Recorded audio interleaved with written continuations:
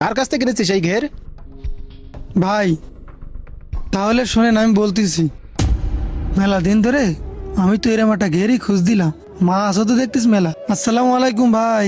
ওয়ালাইকুম আসসালাম। কিছু বলবেন ভাই?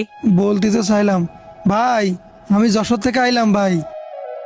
ভাই যশোর থেকে আসছেন তা তো বুঝতে পারলাম, দেখলাম তো ঘেরের দিকে তাকাচ্ছেন, তা কিছু কি বলবেন নাকি ভাই? হ্যাঁ ভাই, বলছিলাম এই ঘেরে অনেক মাছ, আর আমিও তো চাচ্ছিলাম একটা ঘের কিনবো, তাই এই ঘেরের মালিক কি আপনি? হ্যাঁ ভাই, আমি তো এই ঘেরের মালিক। আর আমি এতদিন ধরে একটা পার্টি খুঁজছিলাম ঘেরটা বেচার জন্য। তা আপনি যখন আয়েছেন তাহলে তো ভালোই হলো, এই বিষয়ে তাহলে আপনার সাথে কথা বলাই উচিত। যাক ভাই, তাহলে তো হয়েই গেল। আর আমিও এরম একটা ঘের খুঁজছিলাম, মাছ বেশি ঘের দেখে।